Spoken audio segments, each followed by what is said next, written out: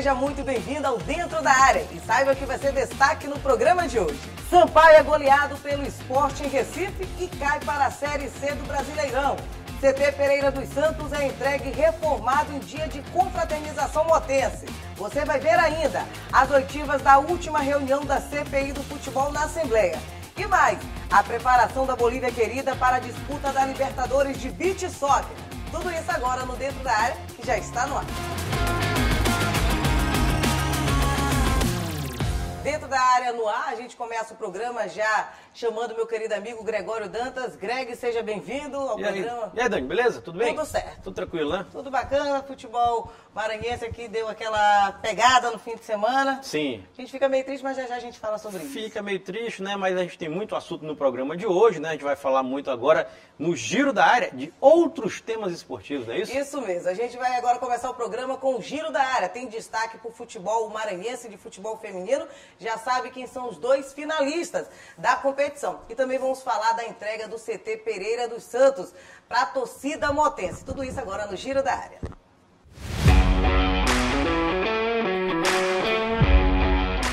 Semifinal do Campeonato Maranhense Feminino entre Sampaio e Pinheiro, realizada no sábado no estádio Nilzinho Santos, terminou com a vitória por goleada do tricolor, 5-1. O Sampaio se classificou para a decisão do estadual. No entanto, a falta de estrutura chamou a atenção ao colocar em risco a saúde das atletas. 3 jogadoras do Pinheiro precisaram ser atendidas ao longo da partida. Mas o socorro não foi imediato, por conta da falta de ambulância no estádio. 2 atletas, Evinha e Miriam, precisaram ser encaminhadas ao hospital. Por outro lado, o IAP é o outro finalista. Venceu a equipe do Juventude Timonense no estádio Castelão por 4-0. O título da competição garante vaga no Brasileiro A3, no início do ano que vem. O Centro de Treinamento Pereira dos Santos foi entregue aos motenses.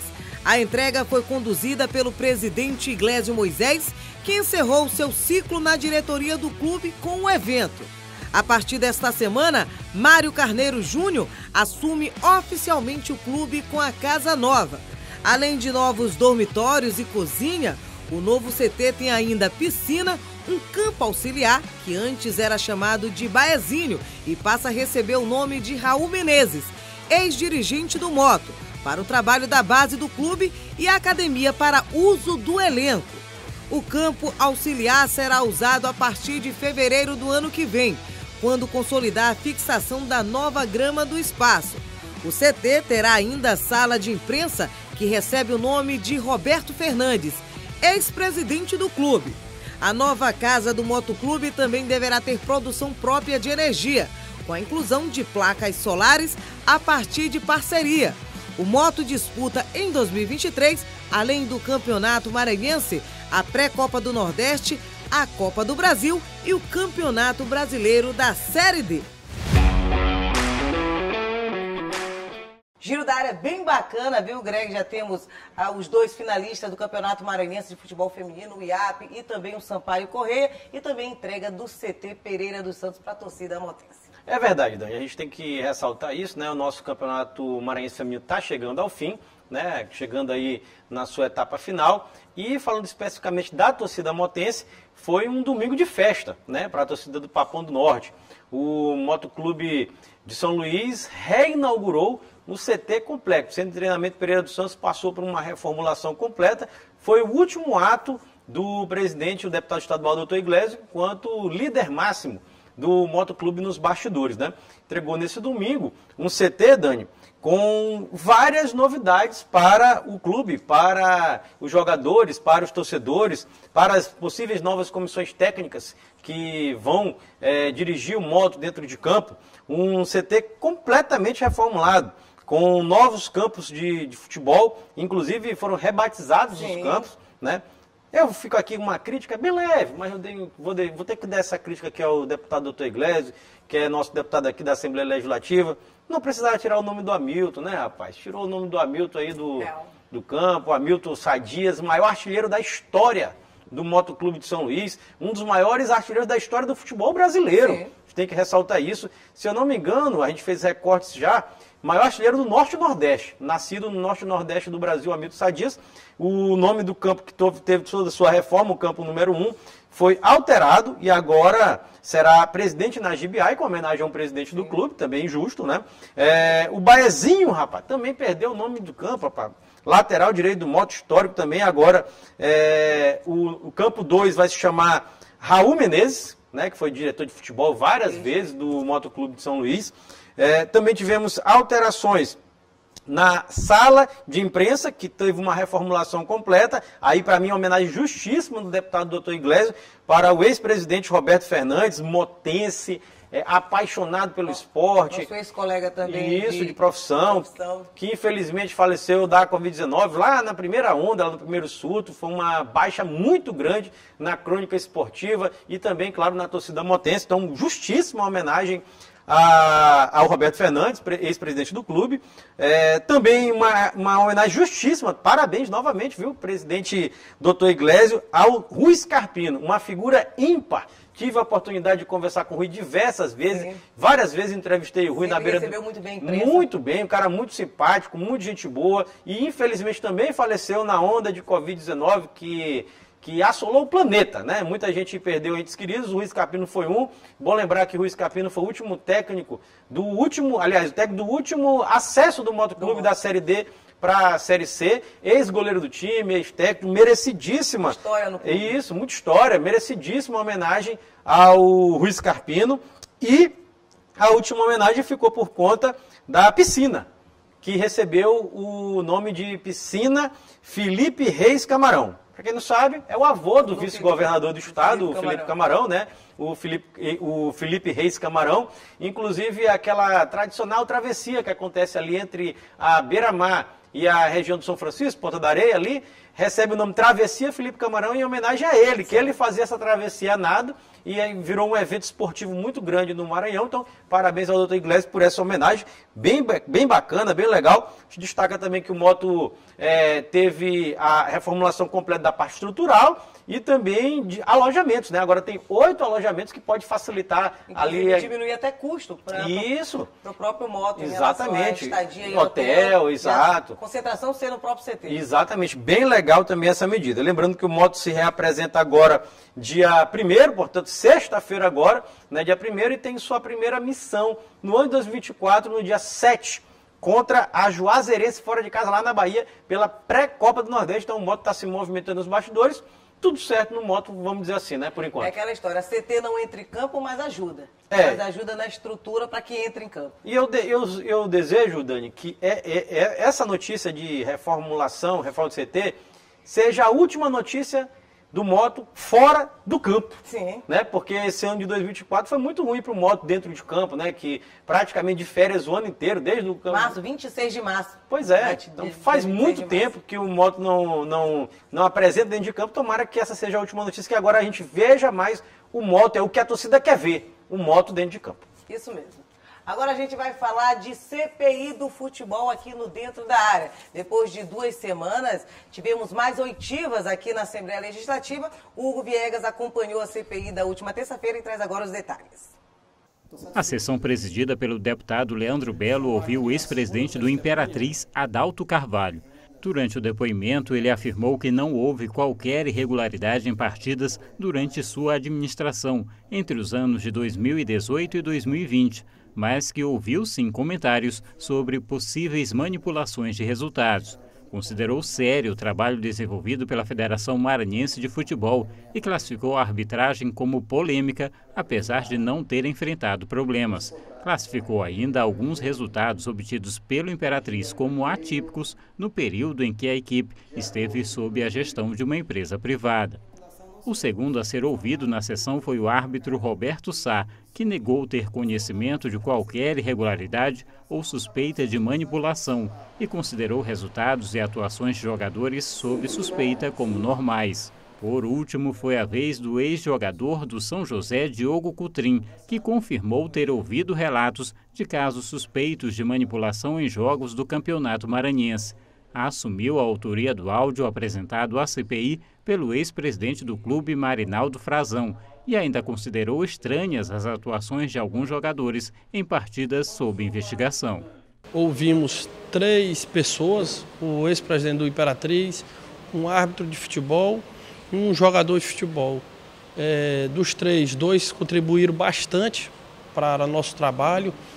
Um ficou muito confuso, por isso a gente aqui, eu e os outros colegas, o relator da deputada Davi Brandão e o deputado Ricardo Arruda, iremos convocar outros jogadores, outras pessoas envolvidas no esporte maranhense, para que a gente possa esclarecer todas as dúvidas, todas as informações falsas e que a gente chegue a elucidar esses crimes cometidos pelos apostadores, pelos próprios desportistas, que estavam fazendo com que o nosso futebol maranhense descesse ladeira abaixo. A CPI, que foi instalada em agosto, investiga supostas irregularidades envolvendo clubes, jogadores e arbitragem em jogos dos campeonatos maranhense e brasileiro de futebol e tem prazo de 120 dias para a conclusão dos trabalhos.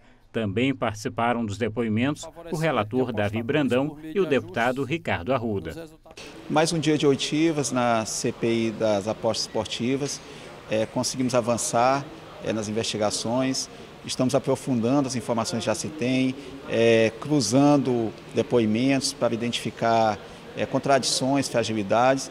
E eu tenho certeza que ao final desse processo vamos prestar uma contribuição ao futebol maranhense, tornando ele mais transparente, menos sujeito a fraudes, a manipulações e para ir privilegiando aquilo que de fato importa, que é a boa prática esportiva e os resultados limpos e resgatando a credibilidade do futebol no estado. Aí, Greg, mais uma CPI, mais uma reunião aconteceu aqui na Assembleia Legislativa. Dessa vez tivemos mais 2 pessoas sendo ouvidas, o ex-presidente do Imperatriz, o Adalto, e também tivemos outra pessoa sendo ouvida na CPI. Isso, foram ouvidos, na verdade, o Diogo Corrêa Coutrinho. Isso.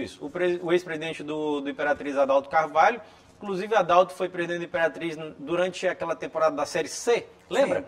Da Série C, que teve... Eliminou, inclusive. Isso, teve um ano que o Imperatriz bateu na trave, quase sobe, perdeu mata-mata do acesso, o Adalto era o presidente, e no ano subsequente fez aquela pior campanha da história de um time dentro da Série C, né? Com aqueles milhares, milhões de inúmeros gols e resultados suspeitos.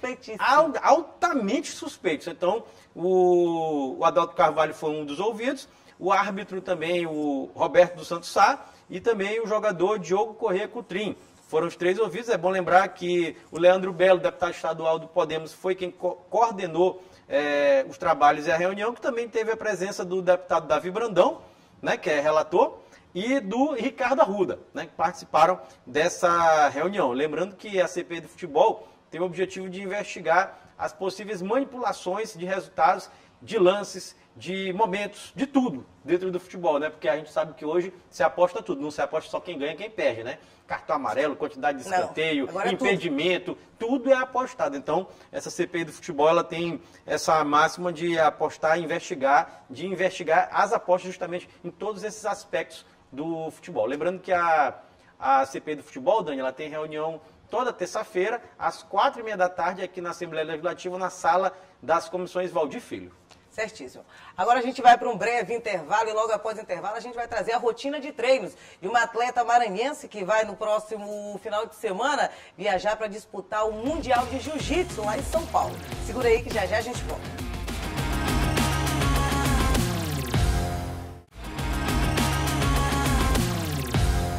De volta com Dentro da Área, agora a gente vai falar de jiu-jitsu. A atleta maranhense Lohana Vitória Araújo vai estar disputando o Mundial lá em São Paulo e quer trazer medalha aqui para o estado do Maranhão. Acompanhe na reportagem. Lohana Vitória, de apenas 11 anos, brilha no cenário esportivo com uma trajetória marcada por vitórias e paixão pelo esporte desde os 2 anos de idade. Seu nome reflete não apenas a sua identidade, mas também um destaque que vem conquistando ao longo da carreira. Eu era bem pequenininha já, uns 2 aninhos de idade. Aí meu pai já lutava já. Aí depois de um tempo eu fui começando a gostar desse esporte, pois eu começava a fazer as posições em um ursinho junto com meu pai. Aí depois daquele dia eu já comecei a gostar daquele esporte. 1, 2, 3, 4. Ao todo, 15 medalhas foram conquistadas pela Lohane somente em 2023, em 19 competições. E olha, a Lohane vai em busca do bicampeonato em São Paulo, o bicampeonato mundial. A atleta maranhense garantiu recentemente o Campeonato Kids Internacional 2023. E a confiança de Lohana em suas habilidades é evidente. Ela está determinada a adicionar mais uma medalha ao seu acervo de triunfos. A expectativa disso é que eu ganhe e para eu continuar assim, porque já está quase no final do ano. Aí tem que ter um encerramento bom. Por trás do sucesso de Lohana, há uma figura fundamental. Patrício, ele não é apenas um ídolo para a jovem atleta, mas também desempenha os papéis essenciais de pai e professor. Patrício garante, sabe separar cada função na hora certa, o que ajuda no crescimento de Lohana na modalidade. Tem que saber separar as coisas. Lá no tatame, seu professor, trato ela igual qualquer outro aluno.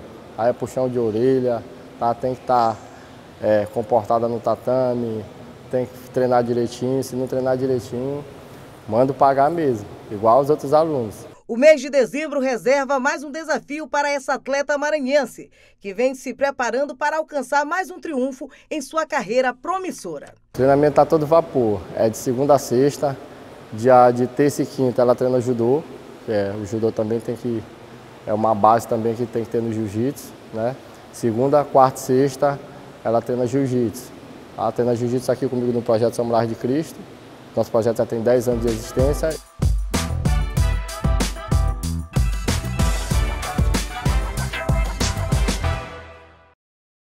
Greg, muito bacana, mais uma maranhense sendo destaque agora em outra modalidade, o jiu-jitsu, e vai agora buscar o bi, lá do Mundial, lá em São Paulo. Verdade, a Lohana, mais um talento aqui do estado do Maranhão, você tem que destacar isso, que o nosso estado é um estado abençoado, né? Muitos frutos, muita gente, muito atleta profissional, atleta amador, muita gente que conquista medalhas a nível nacional e internacional. A Lohana é uma jovem apenas, né? E vai em busca do seu bicampeonato mundial. A gente tem noção da dimensão que é isso? Isso é gigante, gente. E a gente pouco reverbera, né, essas situações, esses momentos onde atletas maranhenses conquistam esses espaços tão grandes a nível nacional e, no caso dela, internacional, em busca de um bicampeonato. Está fazendo uma preparação. Você pôde acompanhar a reportagem, né, Dani?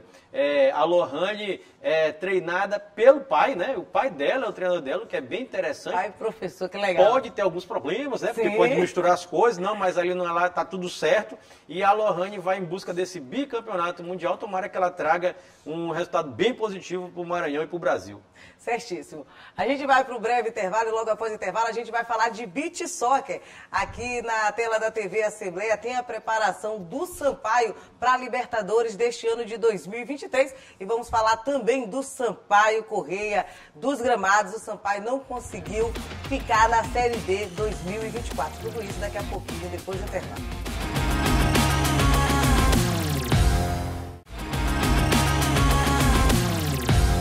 De volta com Dentro da Área, agora a gente vai falar de beach soccer. Sobre os treinamentos, o Sampaio anda ajustando a equipe das Areias para a Libertadores 2023. Dessa vez, a Bolívia querida vai ter força máxima na competição. Acompanhe. A luta pela glória eterna continua. O Sampaio Beach Soccer treina em São Luís, de olho na Libertadores da América, competição que o tricolor foi vice-campeão na temporada passada. Este ano, o principal torneio de clubes do continente será realizado em Assunção, no Paraguai. A expectativa é a melhor possível, né? A gente veio de um vice-campeonato, com grande chance de ser campeão naquele campeonato. E o trabalho ficou mais intensivo, né, depois disso. A gente está com novas contratações também. Os meninos que já têm uma boa rodagem aí na Europa, no mundo afora no beach soccer, né, já têm uma certa experiência. E estão vindo para somar junto com os atletas. Esses treinos intensivos que a gente está fazendo essa semana estão sendo bons, né, treinos pegados.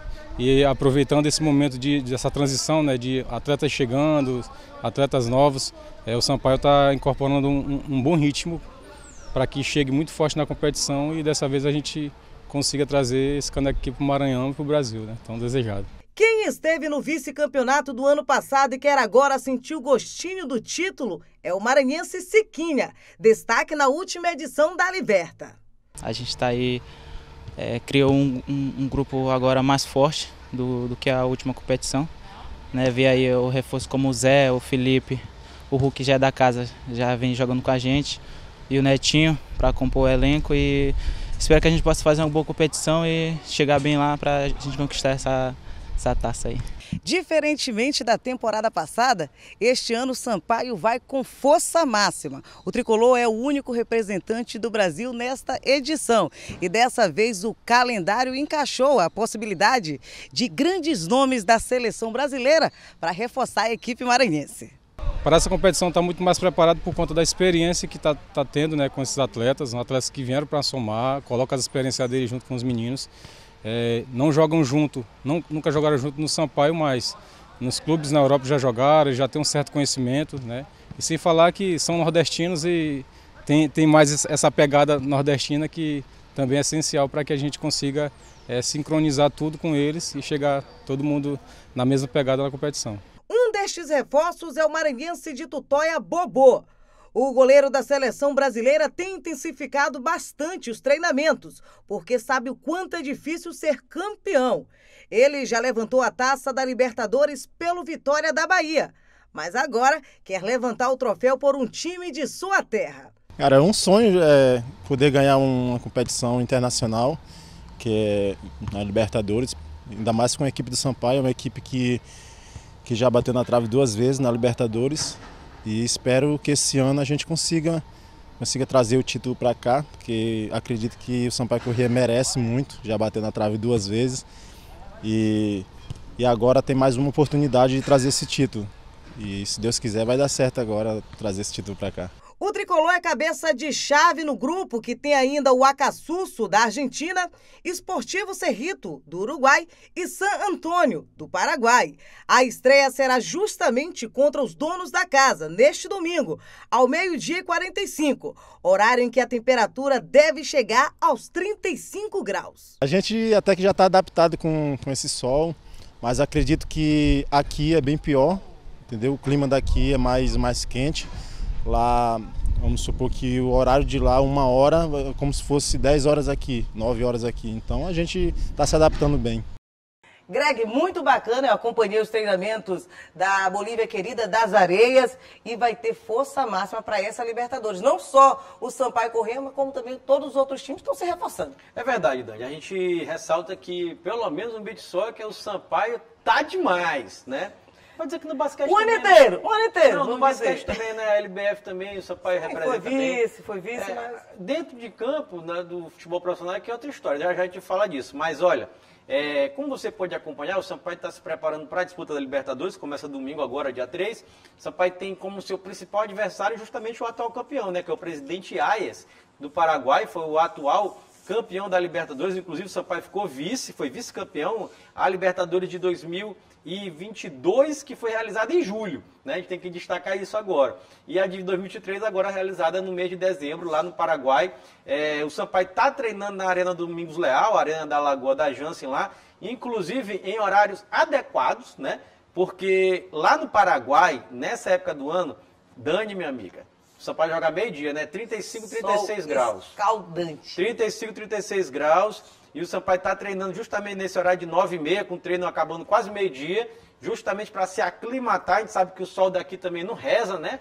Aí então o Sampaio vai chegar preparado, aclimatado, para encarar os seus adversários na Libertadores da América, tentando o título que falta para o Sampaio Corrêa, né? Que é justamente o título de campeão da Libertadores.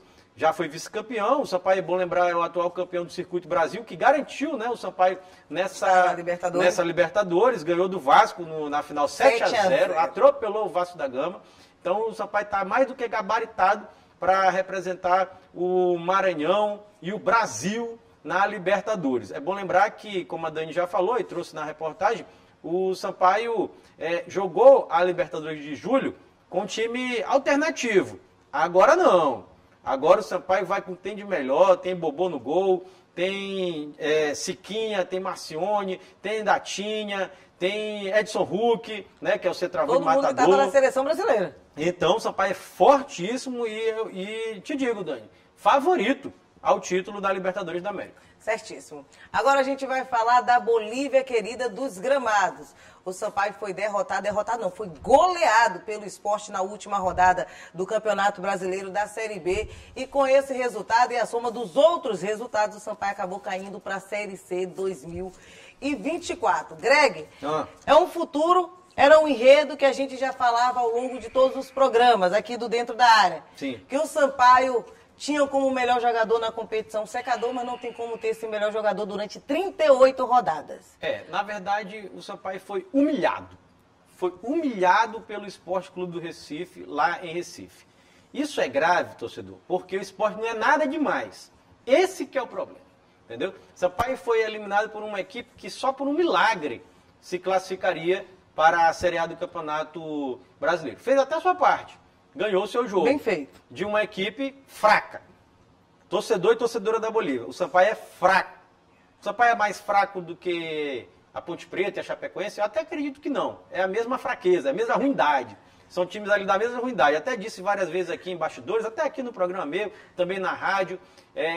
O Sampaio, aliás, a Série B desse ano, por justiça, teriam que cair 6 times.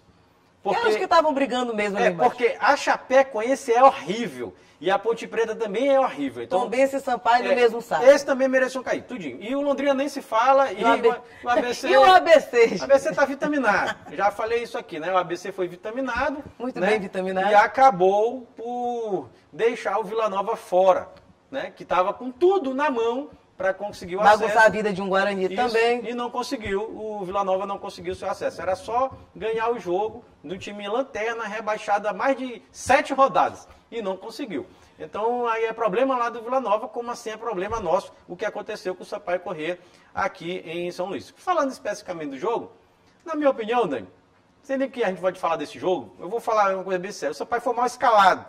Não dá para você jogar contra o Sport, fora de casa, com Eloy no meio de campo. Não dá mais para Eloy, cara. Ele foi meu ídolo, sabia?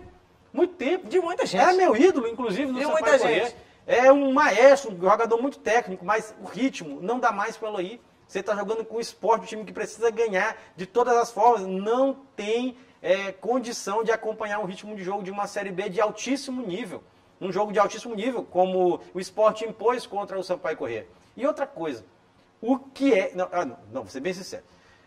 Como que pode o senhor Vitinho ser titular do Sampaio o campeonato inteiro? Mais uma vez. Eu tenho uma tese. Ele só pode ser a pessoa mais legal do mundo. Assim, o cara mais simpático. Porque todos os técnicos do Sampaio botaram esse Vitinho para jogar. Ele não tem condição alguma de ser titular do Sampaio numa Série B de Campeonato Brasileiro. Ainda mais titular no ataque. Se ele jogasse na lateral esquerda, onde ele é jogador, até que podia ser. Talvez reserva do Pará. Mas... ponta esquerda do time é um absurdo. E todos os técnicos botaram o Vitinho para jogar. Então, para mim, o Sampaio foi mal escalado nesse aspecto. Jogar com o Eloy no meio de campo, não tinha condição, não tinha como acompanhar o time do Sport. Era bem lógico, quem acompanhou o jogo, o Sampaio tinha um buraco no meio de campo. Foi dominado no meio de campo, foi atropelado pelo Sport, fez 3-0 fácil. E poderia ter sido mais. O Daniel fez 2 defesas no primeiro tempo impressionantes. Era para ter sido 5. Olha aí. Na verdade, o Luiz 5 Daniel... não, 6. Era para ter sido 6. 6. E aí não, o Sampaio conseguiu ainda diminuir com o Ítalo, né? No segundo tempo, de pênalti. Ítalo que se... Curiosamente, Ítalo, Sampaio rebaixado, foi o vice-artilheiro da competição, 13 gols. Com 13 gols, então demonstrou ser a contratação certa do Sampaio no ano, apesar de, na estreia dele na Série B, perder logo um pênalti, logo o goleador chegando, mas acabou sendo... Ele fez a parte dele. Com certeza. Ele foi o vice-artilheiro de uma Série B, então ele fez a parte dele, o Ítalo está ali, separado. A gente separa pouquíssimas pessoas ali do elenco do Sampaio. O trabalho foi muito ruim, muito ruim. Aliás, os trabalhos. Quando eu falo os trabalhos, é de todos os técnicos. Todos os técnicos. Não só técnicos. Mas aí é que tá. Os trabalhos foram ruins de todos os técnicos, mas foram ruins por quê? Porque o trabalho do centralizador, presidente do Sampaio Corrêa, Sérgio Frota, foi péssimo, foi trágico, foi uma tragédia. Quase 70 jogadores. Greg, justamente, em número 69 vieram, 62 entraram. Aí eu tenho um detalhe.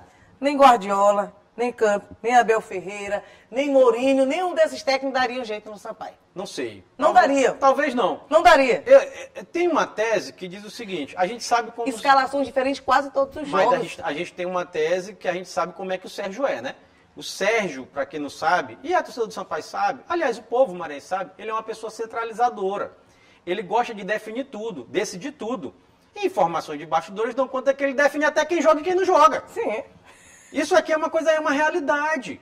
E a gente sabe que a última vez que alguém se impôs contra ele foi o senhor Léo Condé. O senhor Léo Condé disse, não aceito que você interfere. Eu escalo. Se você interferir, pegue aqui, o time é seu, você faça o time, você treine. E o que aconteceu... Quais foram as melhores campanhas do Sampaio? Todas com o Léo Condé. E o que aconteceu na última campanha, bateu na trave.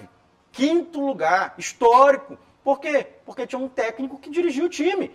Um técnico bom. Aliás, excelente. Léo Condé é uma pessoa excelente. Campeão um da técnico Série excelente. B 2023. Com rodadas de antecedência. Ou seja, o Sampaio tinha e deu autonomia para um técnico competente e deu certo. Quando desfez isso, centralizou tudo de novo em torno do presidente e deu tudo errado. Senhor Sérgio Frota, a culpa é sua. A culpa é sua. O Sampaio caiu, a culpa é sua. A culpa não é desse monte de jogador. Quem contratou foi você. 5 técnicos. A culpa não é desses técnicos todos, não. Até pode ser dividida, mas a responsabilidade é sua. O Sampaio caiu, a culpa é sua. Não vem culpar a torcida. Eu não quero que ele venha culpar. A torcida não vem. Não vai porque ele montou um time que é fraquíssimo. E remontou. E no ano do centenário, várias desculpas. Questão de jogadores que tinham vaidade, a imprensa que levava energia negativa, só detalhe. Energia negativa? Arbitragem, Tudo isso Deus. foi culpa de terceiros, não do Sampaio. Não existe, amigos, Greg. o Sampaio foi prejudicado pela arbitragem em várias rodadas? Foi prejudicado. Para mim foi prejudicado gravíssimo contra o Ituano. Isso aí para mim foi gravíssimo. Sim. Lá era para o jogador do Ituano ser expulso, o cara não deu nem amarelo, né? Teve também um erro aqui contra a equipe da Tombense em São Luís também, foi prejudicado. Se a gente fizer uma avaliação geral, global do Sampaio, tem até números aqui que eu separei. O time empatou 15 vezes no campeonato. 8 seguidos, bateu o recorde. Ninguém na história tinha empatado 8 vezes seguidos. O Sampaio empatou 8 seguidos. 15 vezes, empatou em empates, olha aí, ó. Passou 11 jogos sem vencer durante... Exato. Aí venceu, aí depois passou 8 jogos ou 7 jogos sem vencer. Exatamente. Teve esses jejuns muito grandes, né, durante o campeonato, mas empatou 15 jogos, mesma quantidade que Ponte Preta e Ituano também empataram. 34% de aproveitamento em 38 rodadas. Baixíssimos. O Sampaio ganhou 8 jogos, empatou 15 e perdeu 15.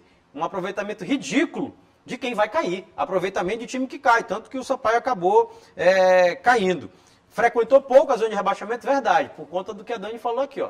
Por conta de incompetência dos outros adversários. O secador funcionou porque, amigos, anotem. Essa Série B aqui foi a Série B mais fraca. Quem escapou foi com 40 pontos, que foi a Chape. 40 pontos. O menor número de corte da história. 40 pontos. O menor número de corte da história. A gente, quando faz projeções em campeonatos de 20 clubes, que são de ida e volta, pontos corridos, é de 45 para escapar. Essa Série B, com 40 você escapou. 40 é muito baixo. A gente já até previa isso, né? Porque o time de baixo só perdiam. Perdiam, empatavam, perdiam. Então a gente até previu fazer essa previsão que seria baixo e foi. 40 pontos você escapou. Se a gente pode fazer uma análise, Dani, de onde o Sampaio caiu. Eu não acredito nisso. Muita gente diz assim... Caiu em tal jogo, caiu em tal não sei o quê. O Eloy, no final da partida, ele foi muito convicto no que ele falou. Palavras do Eloy, só abrir aspas aqui pro Eloy, que ele diz, a gente fez uma força para cair. Fez. Nossa queda não é de hoje. Não. Ela vem ao longo de todos os jogos. Exato. O clube não merecia, ele disse, a instituição não merecia, a torcida não merecia, nós jogadores somos culpados e temos que assumir. E foram. Verdade. Assim, e foram. Durante 38 rodadas, num campeonato de pontos corridos, eu sempre gosto de dizer isso aqui. Você não cai em um jogo específico, você cai durante a temporada. Mas tem um jogo para mim que é simbólico. ABC e Sampaio. Você não pode empatar com o ABC, ganhando do jogo até os 44 do segundo tempo, e pegar um gol do ABC que já estava praticamente rebaixado, e é um time fraco, mas horrível, e o Sampaio estava ganhando esse jogo, e o Sampaio sofreu esse empate. Logo após o empate, um jogador do ABC foi expulso. Sim. O Sampaio ficou 8 minutos com um jogador a mais e não conseguiu fazer o segundo gol. Aquele jogo, para mim, foi simbólico. Eu tiro como um simbolismo, né? De apatia do Sampaio, de entrega do Sampaio de forma negativa. O Sampaio se entregou para a equipe do ABC, né? E acabou perdendo, empatando. E aqueles 2 pontos, amigos, livravam o Sampaio do rebaixamento. Só aqueles 2 pontos ali. Eu também destaco outro jogo que poderia ser, quando a gente falava que ao longo dos nossos programas, Greg, que o Sampaio pegaria o Criciúma e depois do Criciúma teria 3 jogos diretamente contra a zona de rebaixamento, que foi o caso do Avaí, o Ituano e a Tombense, 2 em casa. Aquele jogo da Tombense, apesar de ter a questão da arbitragem, mas eram pontos dentro de casa que não poderiam ter sido desperdiçados. Acho que e eu digo assim, eu dou o exemplo, porque apesar do ABC já estar lá embaixo, ele já estava rebaixado. Mas o ponto da Tombense colocou os 2 para a zona de rebaixamento. Porque a Tombense ganhou o Sampaio, né? Mas o Sampaio estava... O Sampaio fez um gol, a Tombense empatou, né? Bom lembrar. E aí o Sampaio teve um jogador expulso, e aí jogou o segundo tempo e tentou segurar até o final. Não conseguiu e acabou pegando o gol de a virada. Se fosse empate, o Sampaio estava rebaixado. Estava rebaixado. O Sampaio estava rebaixado se fosse empate aquele jogo, porque chegaria a 40 pontos. E a chave saldo no saldo. Número de vitórias. Foi de vitórias? Isso, ficaria no número de vitórias à frente. Então, não adiantava muita coisa empatar aquele jogo, como o Sampaio estava forçando o empate, queria empatar aquele jogo e estava rebaixado. Aquele jogo terminasse empatado, o Sampaio estava rebaixado do mesmo jeito. Por isso que eu disse do ABC. Mas isso é o de menos. A gente não vai dizer que 1, 2 jogos, não. É o campeonato inteiro. E até porque isso não existe. Mas é só simbolicamente, que muita gente gosta disso. Mas simbolicamente foi isso. Dizer que essa temporada do Sampaio foi trágica. A temporada do Centenário, que se esperava muito. Um time que veio da 5ª posição no Campeonato Brasileiro de 2022. Terminar em 17º. Temporada que não chega a uma final de campeonato estadual. Temporada que o Sampaio é eliminado precocemente da Copa do Brasil. Que faz a vergonha de não se classificar para o mata-mata da Copa do Nordeste. Um time da grandeza do Sampaio era obrigatório classificar. E foi eliminado com 2 rodadas antes, só cumpriu tabela com as 2 rodadas da Copa do Nordeste. Um campeonato que classifica 4. O Sampaio não conseguiu se classificar para a segunda fase de uma Copa do Nordeste, que já foi inclusive campeão, e culminou nessa tragédia que foi a campanha do Sampaio na Série B do Campeonato Brasileiro 2023. E que ano foi? O que é que vai ser lembrado? Comemoração? Festa? Não. Para o torcedor não vai ser lembrado isso, vai ser um ano de tragédia, de vexame. A gente tem que dizer todos esses adjetivos mesmo. Tem, porque foi. Para o Sampaio Corrêa, porque foi. Foi. E outra coisa, a Série C é complicada, não é bate e volta não. Claro que a gente fica na torcida. Sim. Mas se a gente for listar... Tá aqui. Os times, inclusive... Separei. Tá separado. Você quer? Vamos lá.